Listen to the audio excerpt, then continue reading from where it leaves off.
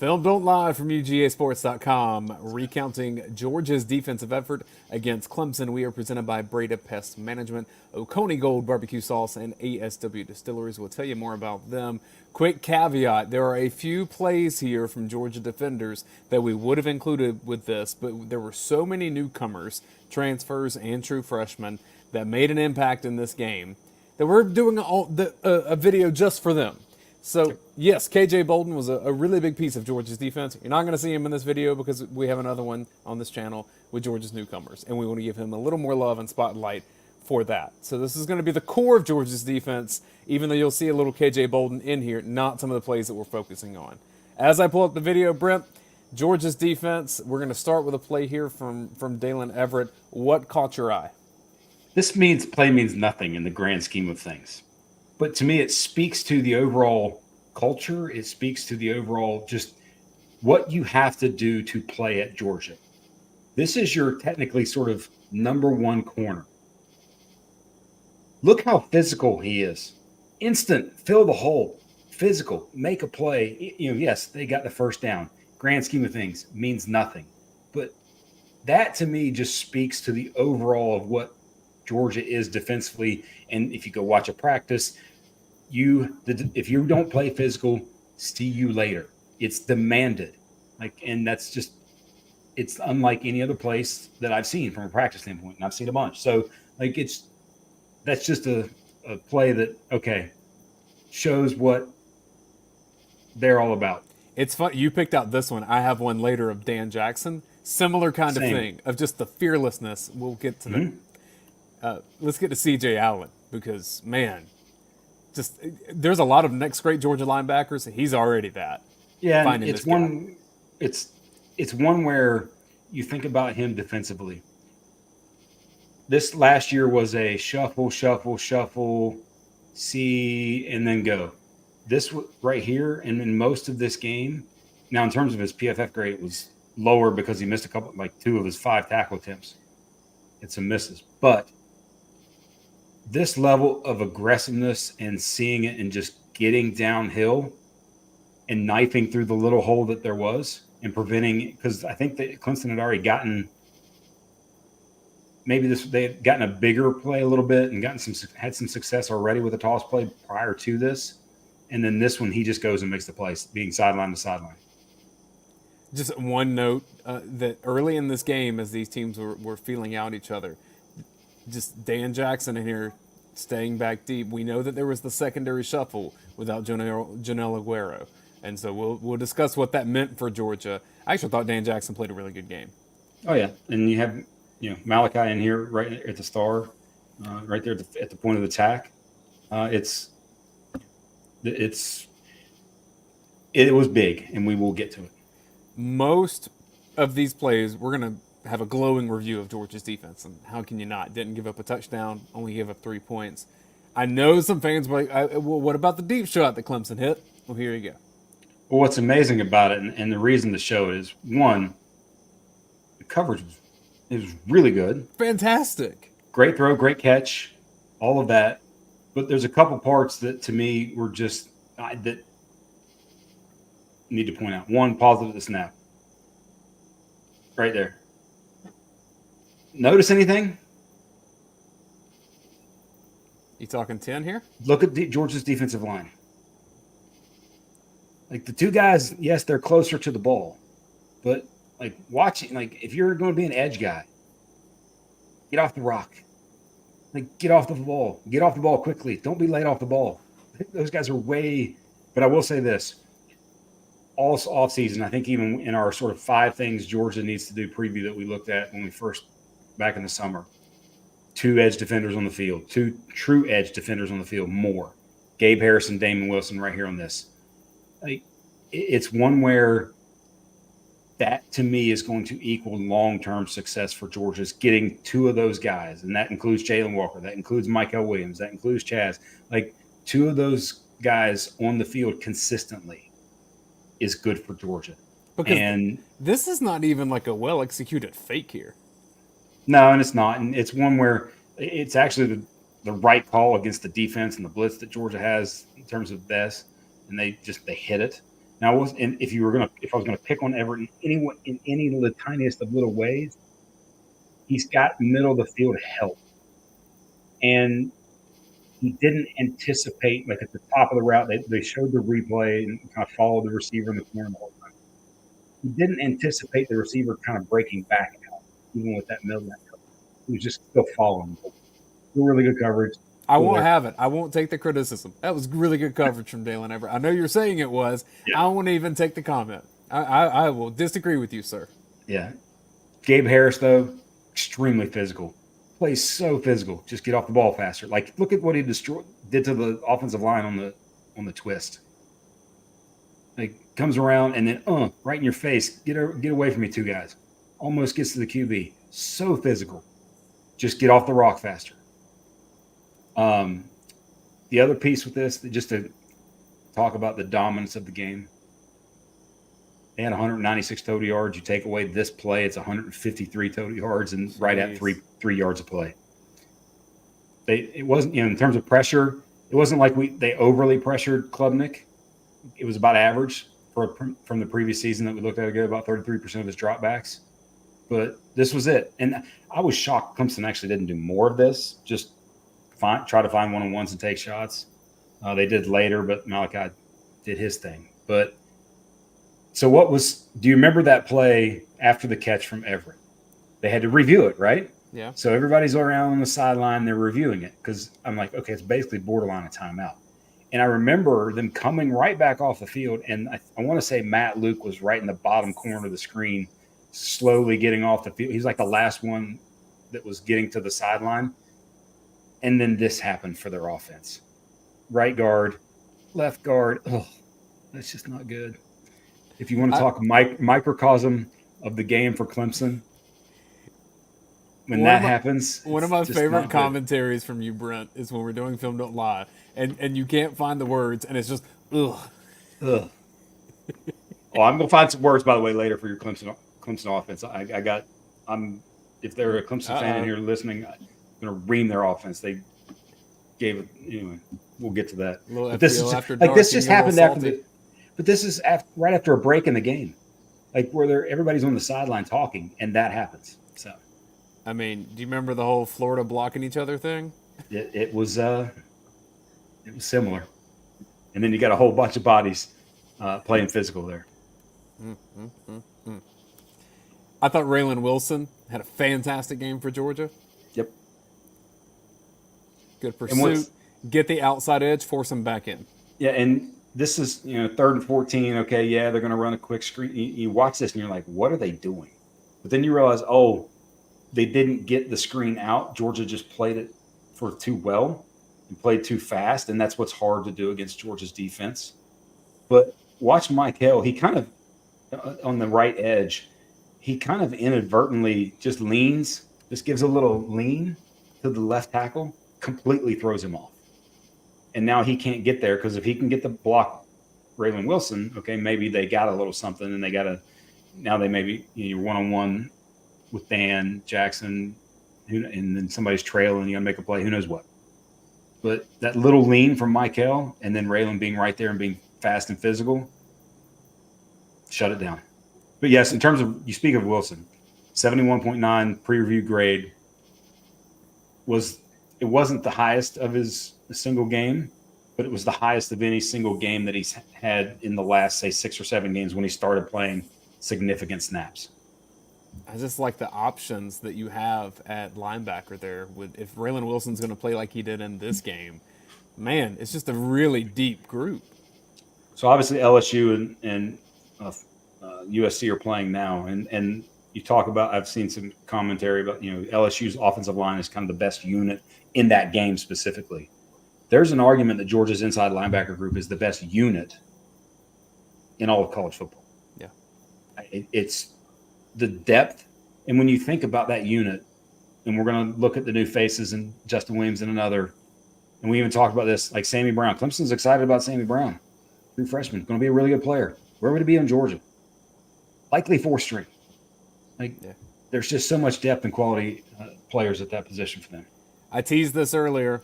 Eyes on Dan Jackson here because you have Dan Jackson, who we all know, undersized, walk-on player, really good for Georgia. Don't get me wrong, but just in terms of you're building a safety, you're not starting with this prototype other than how hard he works, I suppose.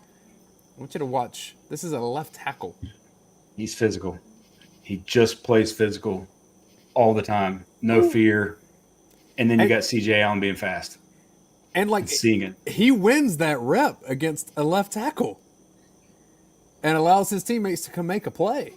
Right tackle this time. But anyway. Oh, right tackle. Excuse me. Yeah. I'm yes, right tackle. That's I am so infatuated with Dayne, I don't know left and right anymore. Yes. But no, it's one of those where you talk about program guys or just and Kirby talked about it with the sort of deterioration of college football and how the quality depth. It's guys like Dan where you just know what you're going to get. You know you're going to get a guy who's going to be in the right place. You know your guy's going to be physical. It's just quality play. Also, and then CJ Allen, like that's the other thing with this, is him seeing it and just getting there fast with no hesitation. Because last year, in certain instances, you saw hesitation from him. To me, like the beautiful part of this, I'm going to pause this when the running back has to make a choice here. Obviously, you want to get to the outside here with a blocker and more space, right? Dan Jackson's effort here forces where both C.J. Allen and Michael Williams have a chance to make a play here. It's team defense, the ultimate team defense. The do-your-job mentality that the Patriots sort of coined is very much exists within Georgia's defense. But when a former walk-on safety, mostly a depth piece, is beating a starting right tackle, that shows you. I mean, he's earned it, and by the way, we're about to show him be really good again because he makes a huge play here. 3rd and 12. Like, still, the game's still kind of just they're back and forth, sparring a little bit, and just being physical, preventing the first down. Now let's give love to Malachi Starks as well, just in this game entirely. Yep, good coverage, but still, that's a first down. One, if Klubnik throws it on the right shoulder or the correct shoulder, not by right, I mean correct shoulder. Like see, I'm not the only one struggling with right and left here. You're right and correct. Well, he threw it to the guy's right shoulder. Should have been on his left shoulder. Gotcha.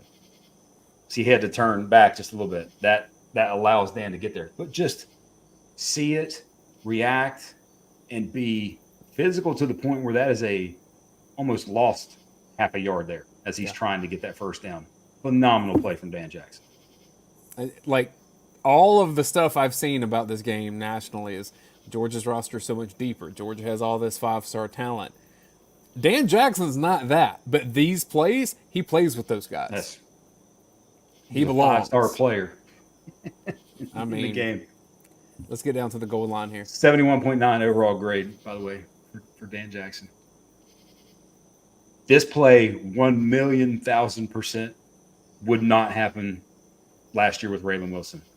Look at the dip and seeing the crease to go make the play. Same, by the way, Dan Jackson again, same thing, making him cut back, staying outside, being physical. But the dip into the lane and then finish by Wilson.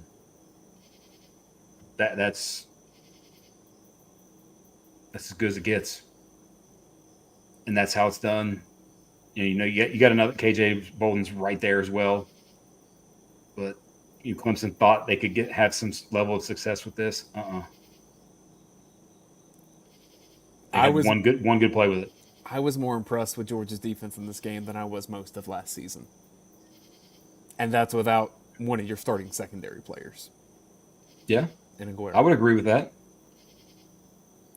Just solid. It's just solid. Now I will say Clemson's lack of offense and lack of just high-level college offense, like it's just not. I'm sorry. And this is the part where I'm going to ream Clemson and coaching, and this should be a touchdown for them. Georgia got lucky right here. Michael makes a play. This is luck. Because this is bad coaching, bad execution, bad everything. This just infuriates me. Because in terms of the details. And this is if you're a Clemson fan. If you're a Clemson fan, you should be infuriated by this. Where is it? Where do you think this play is designed to go? Inside or outside? Inside. It's designed to be a kick out and then a lead. And when you watch Klubnik, if anyone who teaches this, like, by the way, this is Georgia Tech did this to Georgia last year, walked into the end zone for Haynes King. He did. But it's about the details. So watch Klubnik on the fake. Does he move to his left at all? No. Like, ideally, that needs to be at least one big shuffle, if not two, because that has to set up the block. And it buys your linemen time to get where they need to get to. Exactly. And this is the thing where you think about, okay, because Georgia. Look at that. Like, that's a good job. Georgia ran the perfect sort of run. Well, they ran C.J. Allen on a run stunt, and that should have cleared all this. And where the tackle then blocks Julian Humphrey, who, when he finally sees it, boom. So you're saying if Clemson executes this, what happens is you likely have Klubnik, maybe Chaz gets there, but really it's going to be closer to a one-on-one if he's like full speed. The lineman's going to block him because he should be turning his head up. That's terrible. That's also bad on the lineman. He should be looking to cut up sooner. He goes wide, takes that step wide because of what his QB does. Mm-hmm. Like, again, this and we. Why do we point this out? Guess who's going to do this? Alabama's might do some variation of this with Milroe now. They did it in the SEC you saw championship Auburn do game. some of this against Georgia. Auburn last will year. definitively do this. Texas might do a little bit of this with Ewers. I mean, Jackson Dart with Ole Miss in 2 weeks. These all the guys that they play in the future have the QB run game element, and if they execute, this is a touchdown. So, but anyway. Mike Ellis there, makes the play, move on. I made a proclamation on the post-game overreaction show that the best player on Georgia's team is Jaylen Walker. And you and I have been high on him for a long time, and we both said he's getting NFL draft hype. I think we've read and heard similar. I think this guy's a first-round pick. It's going to be so interesting because of the snap count part. When you think about how much he plays and what the beautiful part about his game is it translates to the NFL. He's almost the exact same size as Micah Parsons. This tackle is made right there. He's right there. Yes. But by the way, the most amazing part about this is one, that number 9 thinks, oh, I don't need to get him, so I'm going to go forward. 2, he does the sort of surf technique where you watch him and he's there shuffling with his shoulder square, boom, shoulder square, surf. And then he's explosive enough to go make the play. Yeah. That's the part to me that's rare, is how quickly and how, he's violent. He's a violent player too. How quickly he can get where he needs to get to. I'm falling in love with that guy. Dad asks, is Jaylen better than Nolan Smith? Different players, I think, from a pass rush standpoint. It's no question. I would take Jaylen Walker all the time. From a run defense standpoint, Nolan was better. He was just much, and that's why you saw him on the field more consistently. And it was interesting to hear Kirby mentioned after the game, kind of get uncomfortable with playing him because he doesn't really fit the mold of what size, the inside backers. Those other guys are better than him at that position. But in terms of playmaker in their front six, he is their playmaker and their best one. I say that it was a post-game overreaction show, and yes, it's probably an overreaction. Malachi Starks is the best player on the team, but Jaylen Walker's right there in the conversation, is what I'm saying. Yes, and him and Raylan Wilson led the team in solo stops, and just what's amazing here about this pass rush and this sack is he takes the first to his head, and his head kind of jolts back, I think, a little bit with this. Yep. A little jolt, and then takes it, and then just speed, hand usage, bend, finish, relentless, just impressive. Clemson's offensive line by this point just couldn't hang anymore, and no, Klubnik wasn't doing any favors by this point. I know Dabo said Klubnik had a fine game, but he didn't do anything that put fear into Georgia. No, if I were him, I'd transfer. Ooh. I'd say that with zero hesitation. I would not play one more season again in that offense. But anyway, Smile Munden too. We don't have any individual plays of him. Highest graded game, and I more so than any game I've watched him play was just there, where he was supposed to be all the time, all day, all game. Let's remind people he's finally healthy. The whole second half of last year, he was fighting through some pretty brutal injuries. Super tough guy. And played, like I said, highest graded game against a FBS opponent in his career. Played phenomenal. I don't mean to keep going back to this, but I'm having to refresh sometimes. Yeah, it's the thing has kind of been wonky, a little glitchy, but we're. I agree. It's even. I don't know if it's a Mac thing. I know it might be a thing for that. Don't behave on Macs. We're back. This is just blown up to the nth degree. This is another sort of microcosm of the game. You think about this is late in the third quarter, and we talk about depth and what Georgia's depth and the energy. Like Raylan Wilson borderline takes the handoff. Yes. Nine's like, oh no, he's by me. Like watch 9. Oh no, Whoops. He's laid off the snap. He's by me. Ingram Dawkins whips his one-on-one matchup. Boom, throw you away. I'm right there. And then Jaylen Walker takes on the left tackle, stones the left tackle, and then goes out and makes the play and is fired up to the nth degree. I mean, this is a 3rd and 1, and just look at this. With help coming. Another shout out to a new face, 99, Joseph Jonah Ajanye, I think he's going to be a good one. Dude is still 17 years old and is in the middle of that mess. I won't tell him 17 years old. That's amazing. He's gonna be really good too. I agree. All right, let's brag on him. Jefferson, Georgia, shout out. He's as good as it gets. I made the point that Kirby Smart compared him publicly to Champ Bailey, just in terms of contouring the body, ball skills kind of thing. Right. Kirby Smart does not hyperbole these things. He does not like, especially that name. Yes, I mean that's the pantheon for Kirby, right? He doesn't like to put that kind of pressure on his players. One, obviously Malachi Starks has shown fine. Do what you want to, coach. Doesn't matter. Two, that just tells you what Kirby thinks of this guy. And he's played since day one at Georgia. I think in terms of, for me, like NFL comp, he's more recent. He's Minkah Fitzpatrick. The ability to play and go be your best nickel, it's because that's what he is. He's their best star. He's their best nickel corner. He's probably, if you let him play corner for a while, he's probably their best corner. He's also their best safety.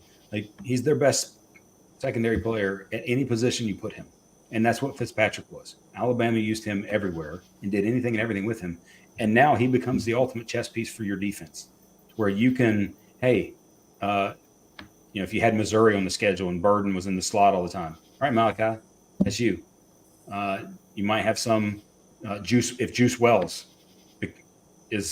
becomes a dude in the slot for Ole Miss. I mean, go get you some. Barry and Brown, 2 weeks of Kentucky at Duke's playmaker. We need to be like against Tennessee, and the way Tennessee spreads you out, and you need to go be man, sometimes safety, all the other times. He does that. He allows that, and Kirby talked, I remember this spring, about him growing mentally and sort of understanding the whys and with the defense, where he wasn't practicing because of the shoulder. It makes you that much better. When you think about development, mental development is likely the way to exponentiate your talent. What I thought of is what Brock Bowers has been for Georgia's offense for multiple years, which is you can run the whole damn thing through him because he's so versatile. He can do so many things. He can be an interior blocker and break a big run. He can be a guy that takes a sweep and goes down the field. He can be a wide receiver out there if you need him to. Like, you can do so many things because of his skill set that he's just so versatile.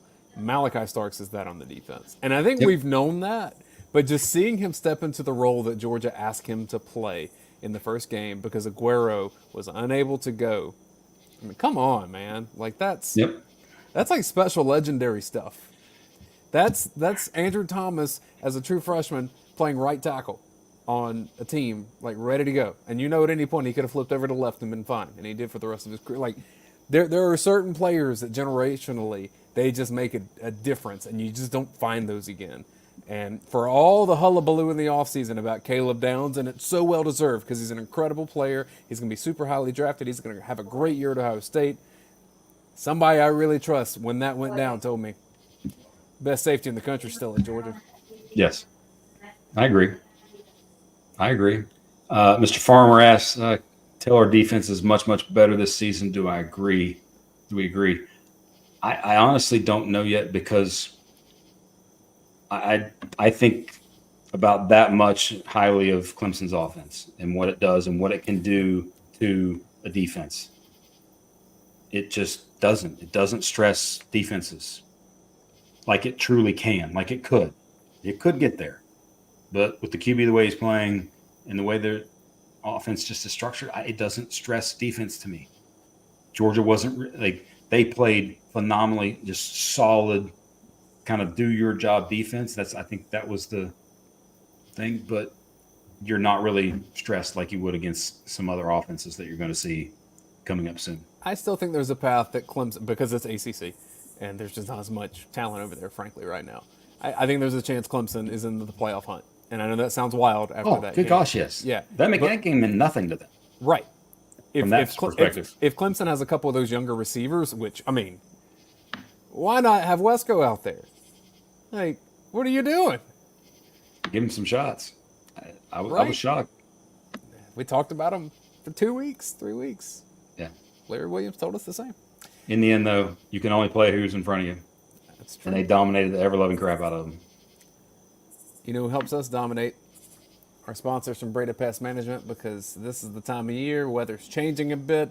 Man, you got to make sure you keep all the creepy crawlies out of the places that they don't need to be. Breda Pest Management is the official pest control of the Georgia Bulldogs. They protect Sanford Stadium and Stegman Coliseum. They can protect your home as well. BredaPest.com. Brent, what is your flavor of the week when it comes to the Oconee Gold barbecue sauce? Because I just ran out of my jalapeno, so I'm going to move over to the wing sauce for my next. I think I'm ready to try the white gold. Ooh. I need to try that. It's sitting like right behind my shoulder here, right there. So I need to dive into that next. OconeeGoldBarbecueSauce.com. 20% off if you use the promo code Film Don't Lie.